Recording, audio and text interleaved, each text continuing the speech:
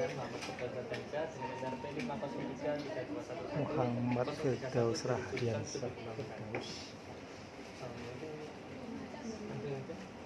Untuk outline pembahasan saya berdasarkan pergub yaitu bab 1 sampai bab 4. Kemudian yang pertama adalah latar belakang yaitu kerja praktek, di mana mahasiswa itu memerlukan satu media untuk kerja dan juga menerapkan ilmu yang didapatkan di mata kuliah.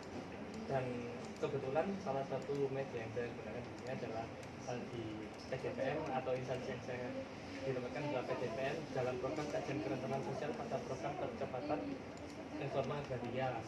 Nah, di sana yang saya harapkan dapat diterapkan yaitu terkait review aset spasial, analisis kerentanan sosial, dan juga manajemen risiko pelaksanaan PTS RPN di Jawa Timur.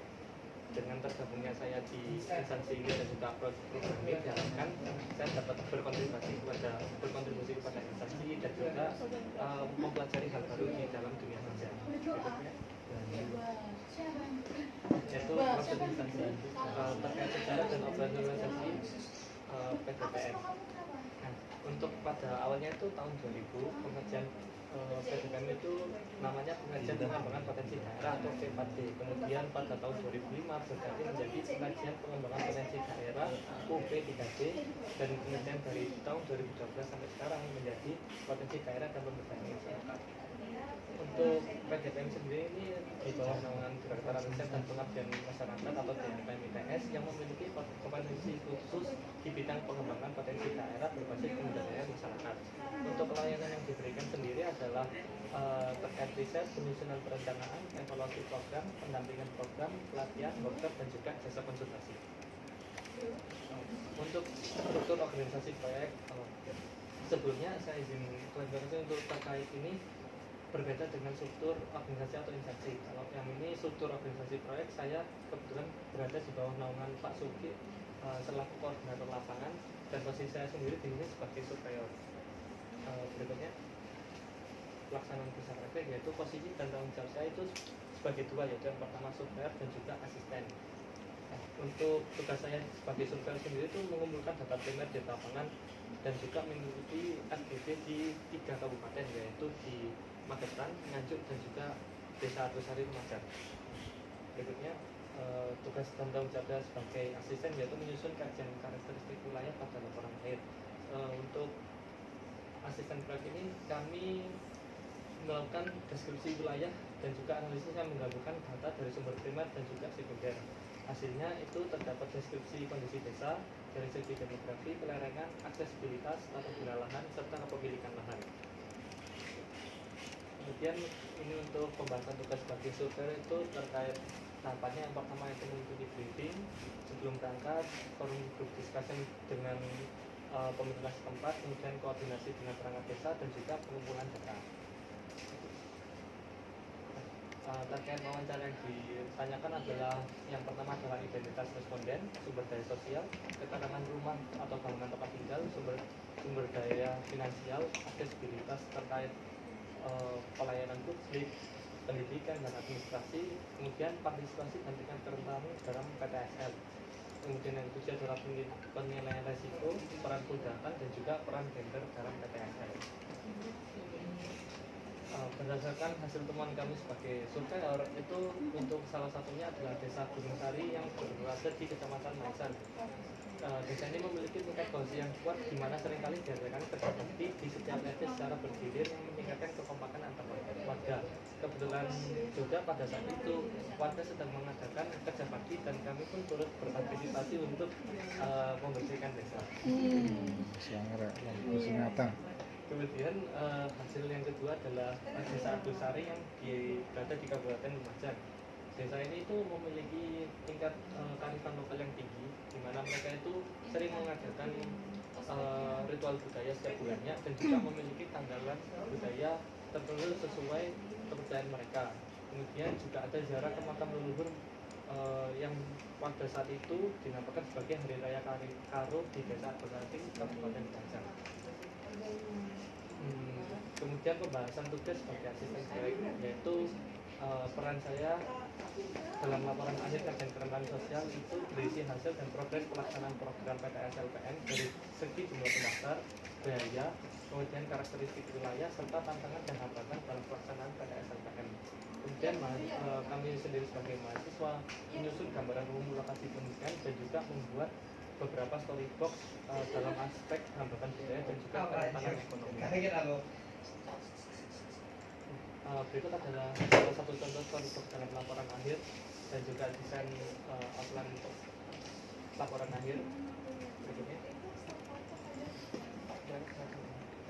Untuk hasil KKS sendiri itu dapat dikatakan berjalan dengan baik karena sudah memenuhi kuota kriteria capaian upload kelengkapan administrasi kuota SHAT, yaitu setengah lebih dari desa sampel menyelesaikan hampir 100% dan sisanya lebih dari 75% hingga 84%. Dampak sosiologis dari program ini yaitu masyarakat menjadi lebih rukun karena terciptanya kerjasama selama proses pelaksanaan dan kondisi lingkungan lebih kondusif.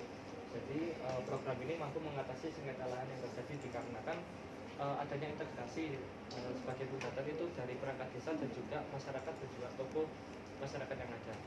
Kemudian dari dampak hukum sendiri itu masyarakat memiliki kepastian hukum dikarenakan ternyata banyak dari sebelum ada program PTS-LPM itu masyarakat belum memiliki surat atau bukti hukum bahwa itu tanah mereka. Kemudian juga rentan terjadinya konflik agraria di sana, sehingga dengan adanya PTS-LPM ini memecahkan salah satu persoalan tersebut. Kemudian yang ketiga adalah dampak ekonomi dikarenakan nilai jual tanah menjadi meningkat karena mereka memiliki sertifikat dan juga kepastian hukum.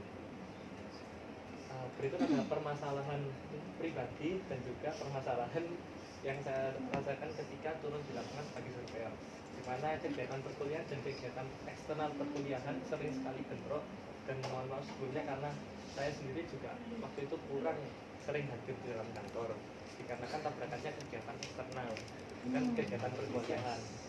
Kemudian perlunya waktu untuk mengejar proses pengerjaan laporan. Jadi kalau boleh jujur saya waktu itu sering FOMO ya atau iri sama teman-teman yang mereka mendapatkan tools dan juga berbagai ilmu yang didapatkan dibanding saya waktu itu yang lebih mementingkan kegiatan yang di luar. Kemudian untuk permasalahan yang terjadi di lapangan yaitu terdapat responden yang tidak dapat ditemukan.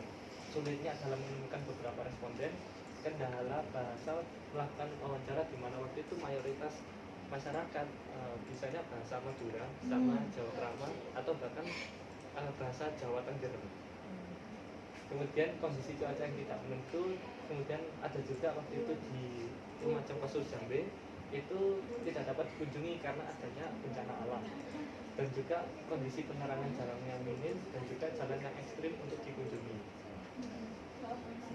Berikutnya, untuk solusi yang saya lihatkan juga adalah itu pertama sadar diri, koordinasi dan manajemen waktu itu perlu ditingkatkan. Kemudian menanyakan lebih awal terkait kebutuhan responden di desa selanjutnya, koordinasi dengan Puldatang untuk menjadi responden, terus menjadikan tokoh masyarakat seperti kepala RT, kepala dusun, ataupun seperti ustadz dan tokoh agama lainnya itu sebagai responden.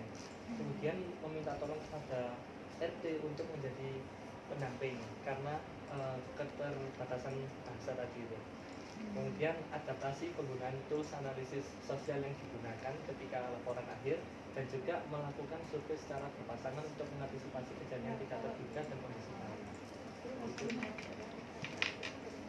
Untuk mata kuliah yang terkait adalah bagaimana yang tadi sudah dijelaskan sama teman-teman, yaitu semester 3 terdapat sosiologi pembangunan, gender dan pembangunan, geografi pembangunan. Untuk semester 4 sendiri pemetaan sosial dan potensi daerah, kemudian pelibatan masyarakat, dan juga untuk semester 5 itu terkait metode pendidikan kualitatif dan juga kuantitatif.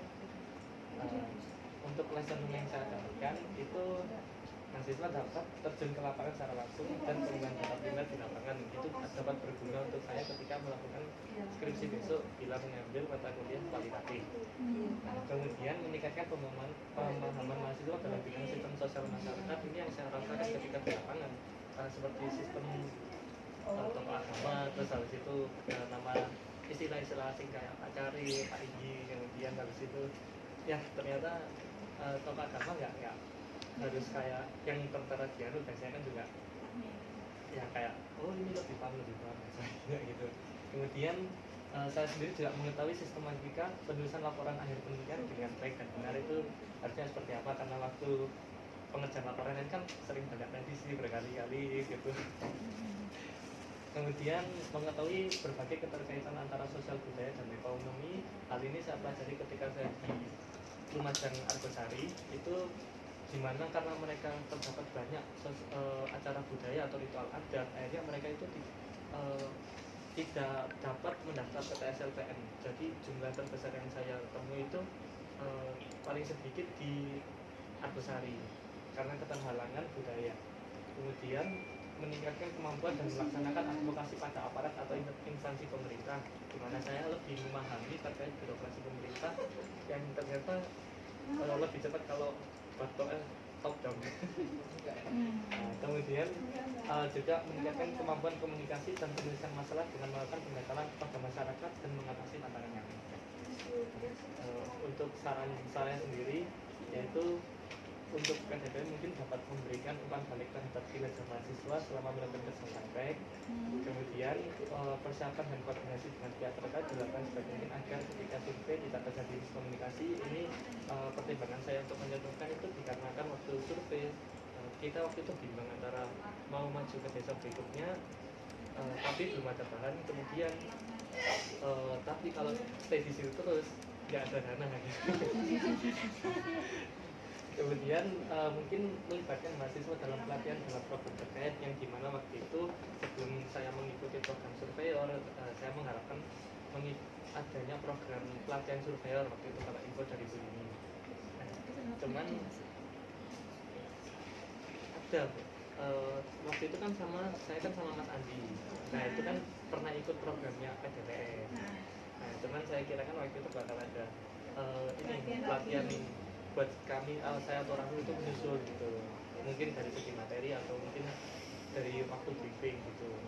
Jadi waktu itu saya pas di lapangan bener-bener belajar dari Mas Andi sih, yang udah pernah ikut survei, pelatihan survei itu. Sudah mungkin sekian dari pemaparan presentasi saya. Sekian, terima kasih. Assalamualaikum warahmatullahi wabarakatuh. Waalaikumsalam. Terima kasih.